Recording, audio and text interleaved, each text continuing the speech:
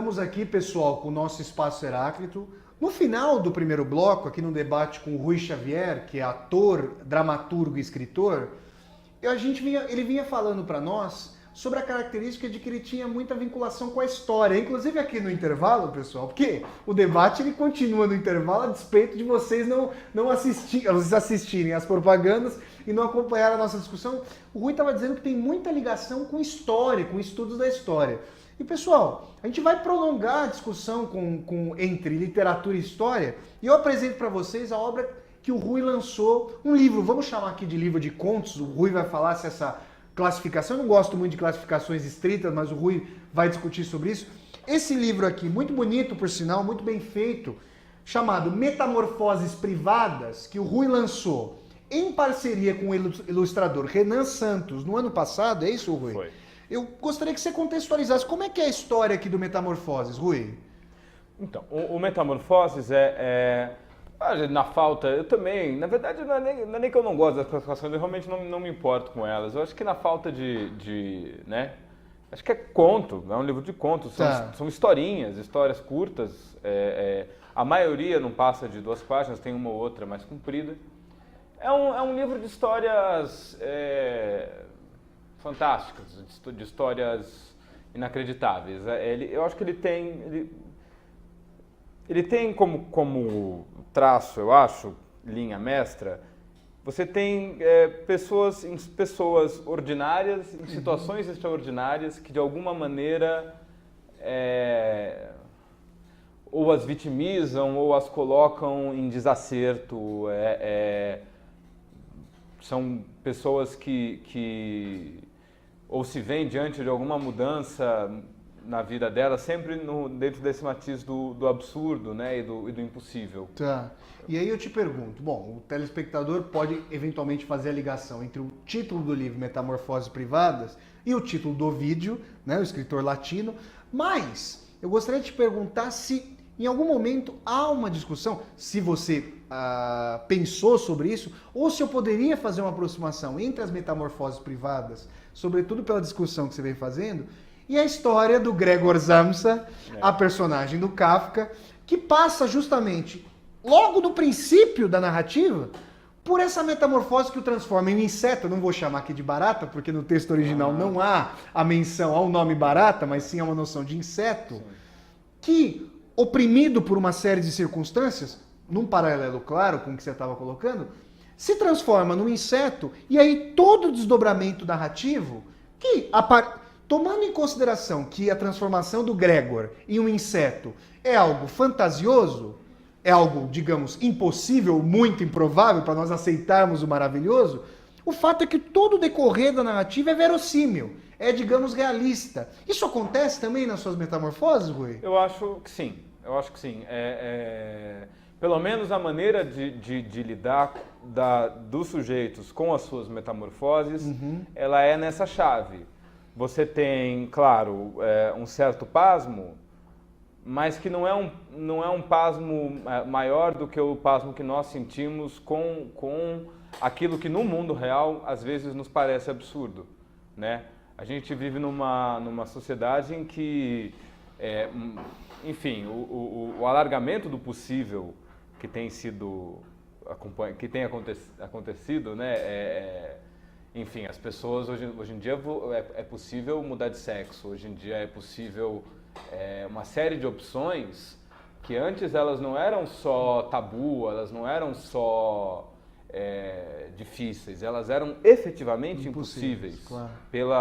Pela técnica do momento, pela biomédica, etc., né? Então, esse alargamento do possível e essa coisa de que a gente olha para tudo e fala e assimila aquilo que ontem era impossível. Como então, por mais absurdo que seja, a relação que as personagens têm com, por exemplo, tem a história de um camarada no meu conto, esqueci o nome, conta Aberração. Ele, lá pelas tantas, começam a crescer nele membros adicionais correspondentes aos hábitos. Então, se ele ganha de presente um cachimbo, há de crescer nos lábios dele um agarrador de cachimbo. E o coitado é ator de publicidade, ele não pode ter membros adicionais. Então a preocupação dele é muito prática, ele precisa se livrar daquilo, aí ele tem que amputar aquilo clandestinamente, porque ele não quer atrair atenção. Então, é aquela coisa, como você desperta uma série de considerações comezinhas a partir de um evento extraordinário. Tá. Então, Eu pediria para você, Rui, quer ler um trecho aqui pra gente do Metamorfose, para Quero. vocês ambientar aqui os telespectadores? E eu acho que, então, os trechos que eu vou ler, na verdade, eles fazem um movimento um pouco contrário, que é o movimento de dar como extraordinário aquilo que é comezinho. Tá. Então, são justamente dois continhos bem curtos em que nada que não aconteça na vida real o tempo todo acontece, mas que eu acho que coloca um olhar sobre isso que não é um olhar cotidiano. Tá. O primeiro chama-se A Arte de Sentar. Se eu me sento dobrando os joelhos, até que minha bunda encoste em um patamar, isso implica em um universo de preocupações. É preciso, para isso, que haja uma cadeira, no mínimo um degrau. Em volta da cadeira pode haver um metrô cheio, um restaurante de luxo, a minha casa, a sua, a casa de um estranho qualquer, uma conferência da ONU. Em volta do degrau é preciso que haja uma cidade, no mínimo uma casa. A casa onde se senta no degrau é indiscutivelmente diferente da casa onde se senta na cadeira, mas ambas têm em comum que ali se sente desse jeito, dobrando os joelhos até que a bunda encoste um patamar.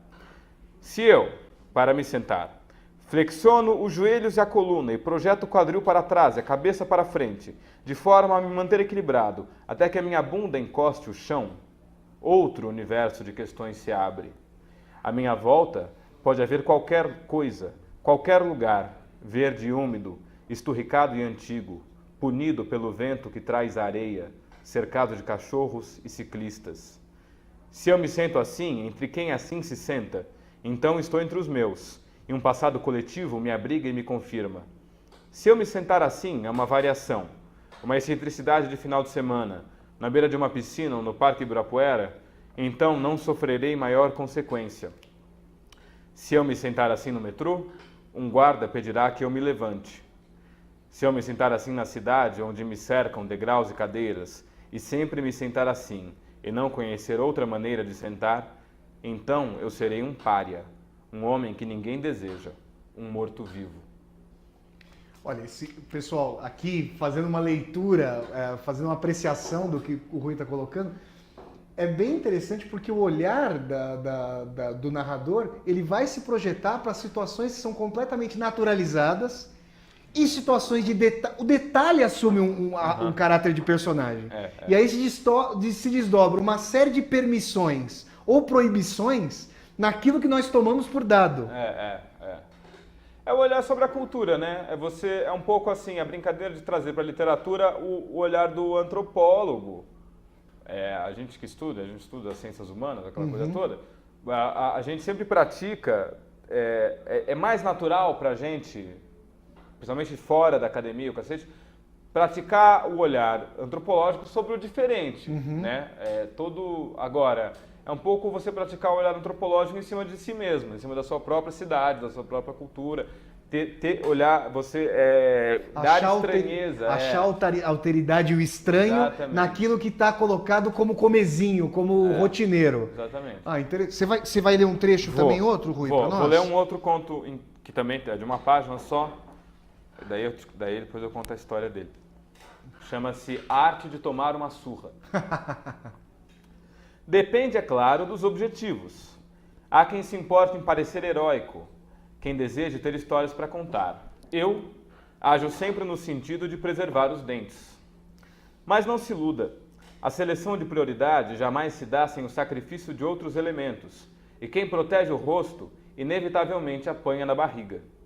Proteger rosto e barriga é possível, é evidente, mas para isso é preciso que você se enrole como um tatu-bola, até ficar muito pequeno, um verme, um dejeto de cachorro espiralado na calçada.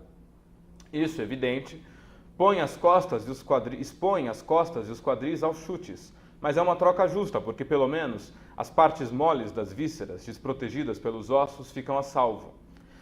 Se por acaso os agressores não concordarem com sua solução, se te agarrarem pelo cabelo dizendo levanta para apanhar, seu merda, ou qualquer locução do gênero, então é preciso mudar de estratégia.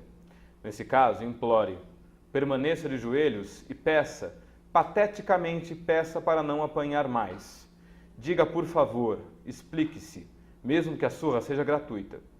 Se inicialmente continuarem a te surrar, não se desespere. É essa a reação esperada.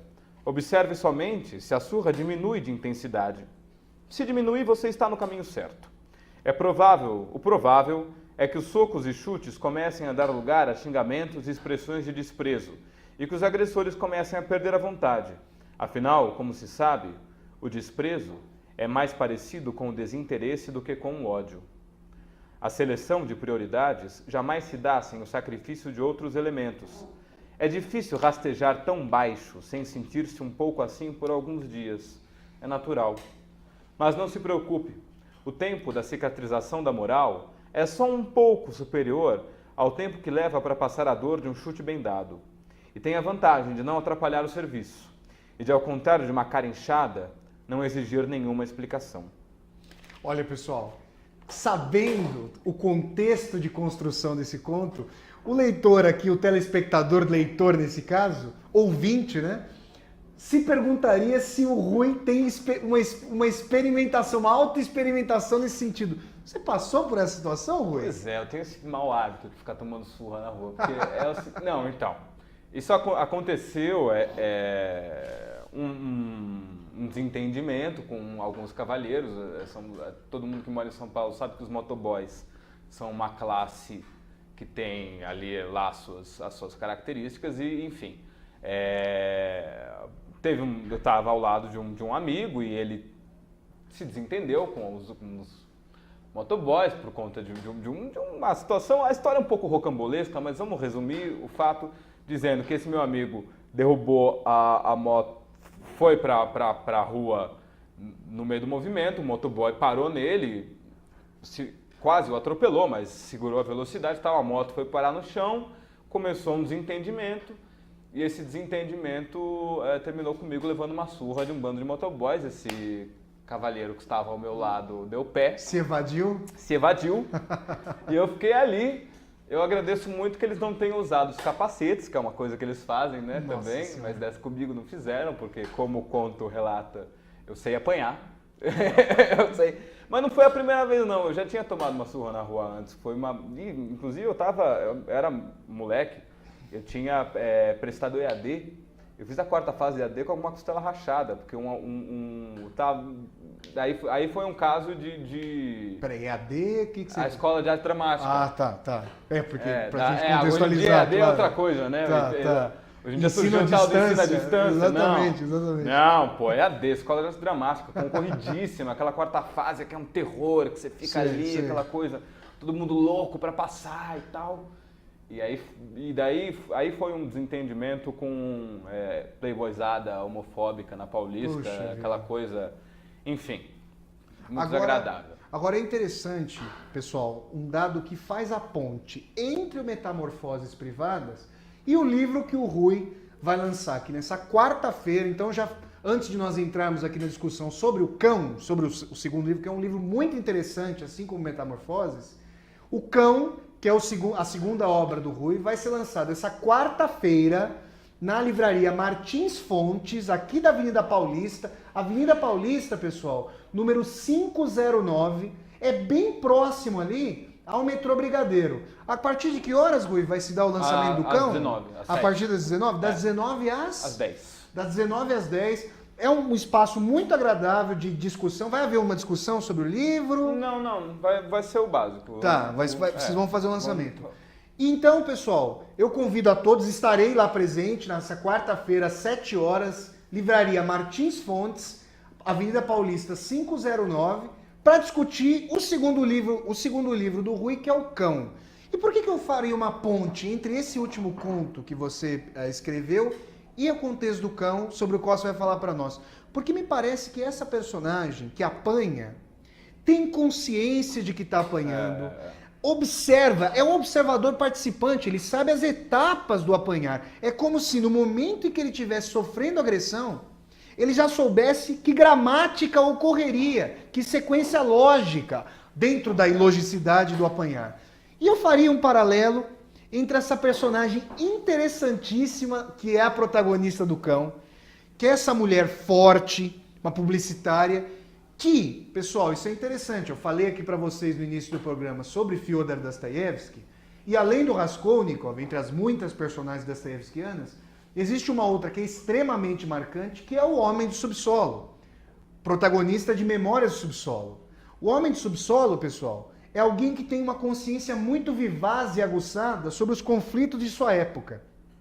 E essa consciência é tão maior na medida inversa da sua potência sobre o mundo, ou seja, ele é tanto mais consciente quanto mais impotente.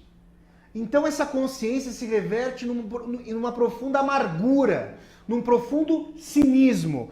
E essa sua personagem do Cão, me parece, eu quero saber se você concorda com a análise que eu estou fazendo, me parece alguém dentro dessa estrutura de poder da nossa sociedade, alguém com bastante influência, uma mulher muito bem inserida, e justamente por ser mulher, num contexto historicamente machista, que exclui a mulher do espaço público, assume ali características de masculinidade, ela é a mulher, o homem da relação, digamos, com seu marido, e tem uma consciência muito avivada sobre a contradição de ser uma pessoa muito inteligente, de ser uma pessoa muito articulada, de ser uma pessoa com uma formação humanística, digamos, e está inserida num contexto completamente mercadológico.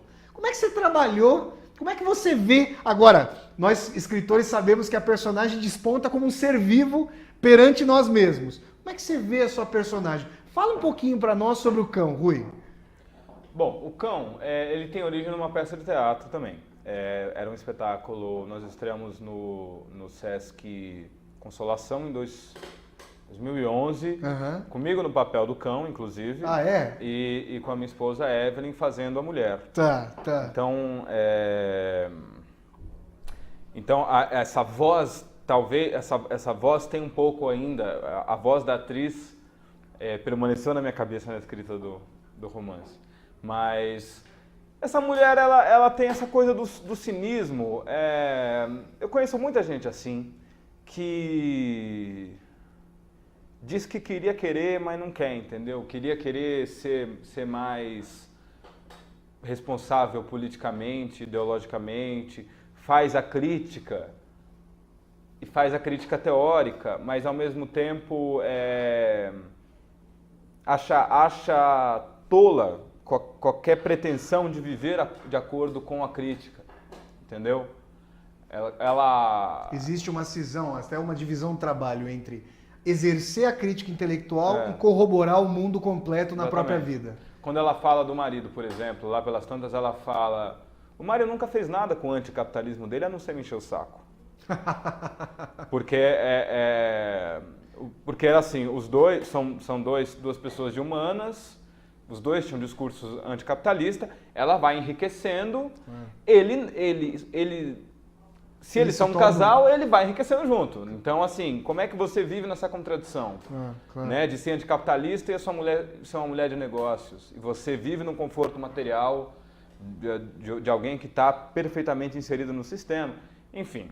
Eu te pediria, Rui, como o nosso tempo está se exaurindo, eu pediria que para você ler aqui para nós, para a gente continuar o debate após a leitura aqui. Legal. Lê um trecho para nós aqui do Cão. Eu acho que existe um desperdício muito grande por aí na maneira como algumas pessoas se relacionam com seus cães.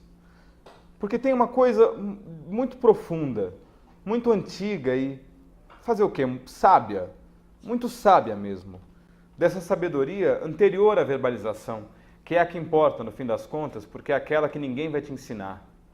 E que você, depois que compreendeu, também não pode compartilhar com ninguém. Nisso, de ter um cachorro. Quer dizer, nós já somos praticamente uns ciborgues. Nós limpamos as nossas peles com esse zelo hospitalar, álcool gel nas mãos, sabonete ginecológico entre as pernas, extensões eletrônicas nos bolsos, realidade aumentada. Nós temos que nos lembrar de vez em quando o que é que sobra se tirarmos tudo isso.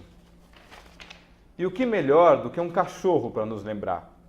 A pele que é pelo, a roupa que é nudez e o afeto que é com os dentes e com o peso da cabeça. Mas se você faz do cachorro outro ciborgue, está jogando isso fora. Nós sempre estamos jogando fora as nossas poucas chances de humanidade. Humano máquina, humano Photoshop, humano levando ao lado um cãozinho bizarro, cãozinho aberração, cãozinho hipoalergênico comprado online. Idade mental, consumidor, sexualidade, capa de revista semanal. Eu sempre procurei tratar o Troy como um cachorro, com todo o amor que eu tinha por ele. Ele comia restos da nossa comida e ia muito bem, obrigada. Ele não era saudável, era salubérrimo. Preciso até evitar esse prazer de descrevê-lo para não ficar repetitiva. Mãe orgulhosa, fêmea apaixonada. Eu acho muita graça quando alguém diz que um cachorro não pode comer comida de gente. Foi justamente para isso que eles se aproximaram de nós no começo. Claro, se você estiver matando, se você estiver se matando com sua comida, vai acabar matando seu cachorro junto, mas não era esse o meu caso. Lá em casa comia-se bem. Cachorro e ser humano juntos, cada um no seu papel. Olha, pessoal, é bem interessante, é uma tragédia isso que o Rui está colocando, essa personagem que o Rui traz, ela é um tiro.